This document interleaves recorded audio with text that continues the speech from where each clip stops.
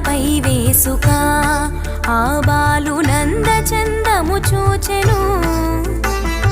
వసుదేవు పుత్రుడమ్మా ఈ బిడ్డ వైకుంఠవాసుడమ్మా, నవనీత చోరుడమ్మా